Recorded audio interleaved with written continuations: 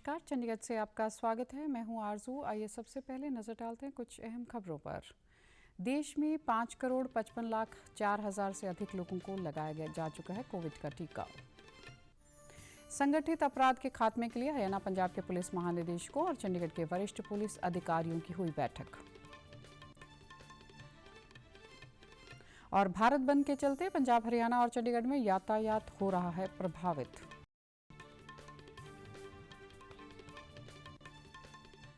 अब समाचार विस्तार से।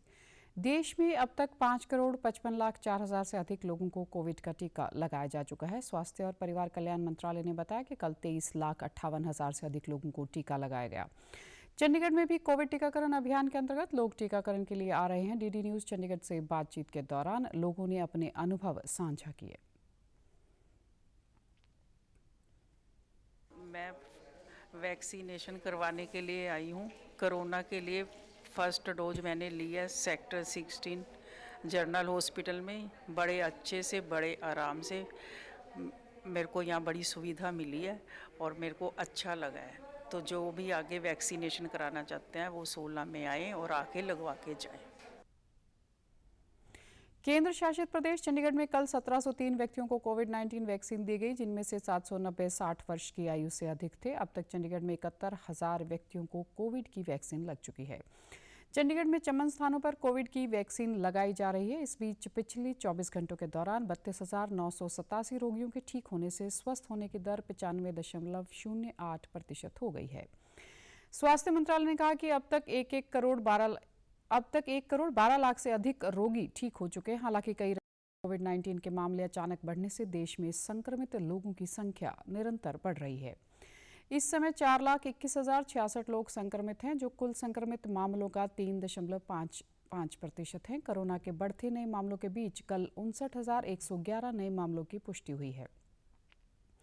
इसके साथ ही संक्रमित लोगों की संख्या 1,17,00,000 से अधिक हो गई है। स्वास्थ्य मंत्रालय ने कहा कि एक दिन में 257 लोगों की मृत्यु की पुष्टि हुई है। इसके साथ ही देश में मृतकों की संख्या 1,60,000 को पार कर गई है। विभिन्न जांच केंद्रों में कल 11 लाख से अधिक कोविड जांच की गई। अब तक देश में 23,46,00,000 से अधिक नमूनों की जांच की जा चुकी है। उच्चतम न्यायालय ने आज पंजाब और हरियाणा सरकार तथा भाखड़ा ब्यास प्रबंधन बोर्ड को दिल्ली के लिए पानी की आपूर्ति पर कल तक यथास्थिति बनाए रखने के निर्देश दिया है।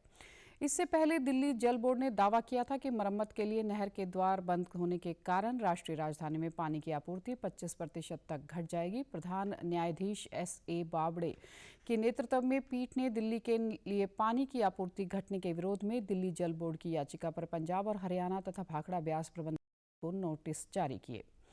पीठ इस मुद्दे पर कल सुनवाई करेगी। संगठित अपराध में शामिल गिरोह पर शिकंजा कसने के उद्देश्य से विभिन्न मुद्दों और चुनौतियों पर चर्चा करने के लिए हरियाणा, पंजाब और केंद्र शासित प्रदेश चंडीगढ़ के वरिष्ठ पुलिस अधिकारियों की एक संयुक्त बैठक पंचकुला में आयोजित की गई। बैठक की अध्यक्षता संयुक्त रूप से डीजीपी हरियाणा श्री मनोज यादव और डीजीपी पंजाब श्री दिनकर गुप्ता ने की, जिसमें चंडीगढ़ पुलिस के वरिष्ठ अधिकारियों ने भी भाग लिया। बैठक में शामिल पुलिस अधिकारियों द्वारा संगठित अपराध पर अंकुश लगाने के लिए कई बिंदुओं पर चर्चा हुई, जिसमें प्रभावी समन्वय व सामान्य डेटाबेस बनाने और सूचनाओं को वास्तविक समय पर साझा करने के लिए एक संस्थागत तंत्र बनाने पर जोर दिया गया। डीजीपी हरियाणा श्री मनोज यादव ने कहा कि इस तरह की महत्वपूर्ण समन्वय बैठकों से निश्चित रूप से अंतर्राज्यीय बदमाशों की आपराधिक गतिविधि पर नजर रखते हुए संगठित अपराध का पता लगाने सहित वास्तविक समय में महत्वपूर्ण जानकारी साझा करने में मदद मिलेगी। उन्होंने सुझाव दिया कि अंतर्राज्यीय अपराध को रोकने और पता लगाने के लिए बेहतर समन्वय और रणनीति बनाने के सभी स्तरों पर पुलिस अधिकारियों के टेलीफोन नंबर भी साझा किए जाने चाहिए। इस अवसर पर डीजीपी पंजाब श्री दिनकर गुप्ता ने गंभीर प्रवृत्ति के विषय पर अंतर्राज्यीय सम्मेलन को आयोजित करने के लिए डीजीपी हरियाणा श्री यादव का धन्यवाद व्यक्त किया। बैठक में संगठित अपराध से निपटने के लिए वास्तविक समय में जानकारी साझा करने के लिए संयुक्त रणनीतियों पर फोकस करने पर भी जोर दिया गया।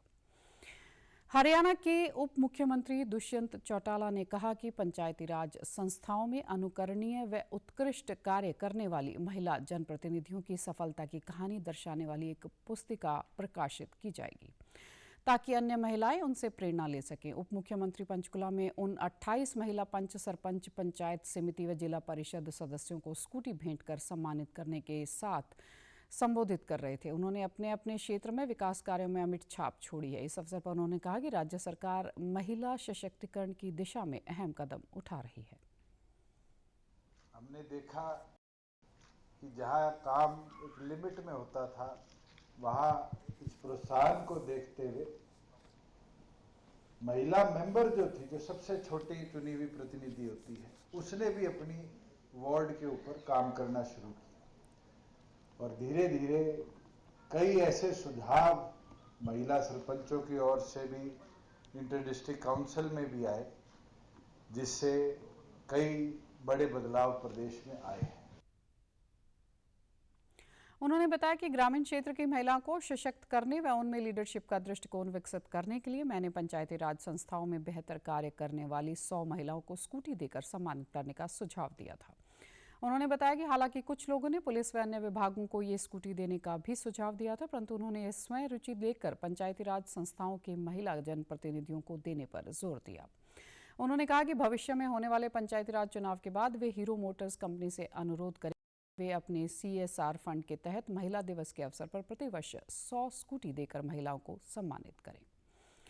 प्रधानमंत्री नरेंद्र मोदी इस महीने की 28 तारीख को आकाशवाणी पर मन की बात कार्यक्रम में देश और विदेश के लोगों के साथ अपने विचार साझा करेंगे। यह मासिक रेडियो कार्यक्रम का 75वां एपिसोड होगा। प्रधानमंत्री मोदी ने एक ट्वीट में कहा कि मन की बात कार्यक्रम देश भर से लोगों के विचारों, रोचक विषयों और प्रेरक जीवन यात्राओं को उजागर करने का अवसर देता है। इस कार्यक्रम का आकाशवाणी, दूरदर्शन समाचार, प्रधानमंत्री कार्यालय और सूचना तथा प्रसारण मंत्रालय के YouTube चैनलों पर भी सीधा प्रसारण किया जाएगा।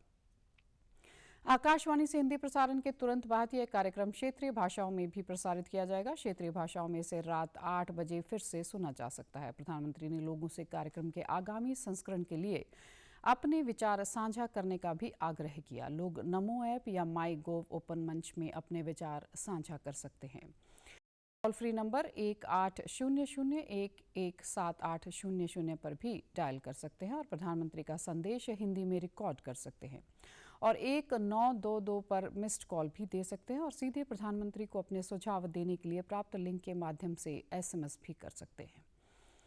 कोविड-19 के कारण लॉकडाउन के बाद रेहड़ी पटरी वालों को अपना काम फिर से शुरू करने के लिए केंद्र सरकार ने प्रधानमंत्री स्वनिधि योजना शुरू की है। इसके अंतर्गत सड़क किनारे काम करने वाले लोगों को 10,000 रुपये का ऋण आसान शर्तों पर मुहैया करवाया जाता है। इस योजना के अंतर्गत अगले 2 सालों में सरकार द्वारा 50 लाख से अधिक रेहड़ी पटरी वालों को ऋण उपलब्ध करवाने का लक्ष्य रखा गया है। प्रधानमंत्री स्वनिधि योजना चंडीगढ़ में भी दुकानदारों के लिए मददगार साबित हो रही है। इंडस्ट्रियल एरिया फेज 1 में छोले भटूरे बेचने का कार्य करने वाले नितिन गुप्ता ने भी इस योजना के अंतर्गत 10,000 रुपये का ऋण प्राप्त करके फिर से अपना काम शुरू किया तथा उसने DD न्यूज से बातचीत के दौरान केंद्र सरकार द्वारा इस योजना को शुरू करने के लिए सरकार का धन्यवाद किया।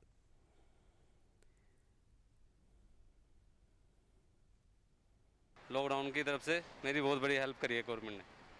जो 10,000 का लोन दिया है मुझे, उससे बहुत अच्छा मेरा काम चल गया सर।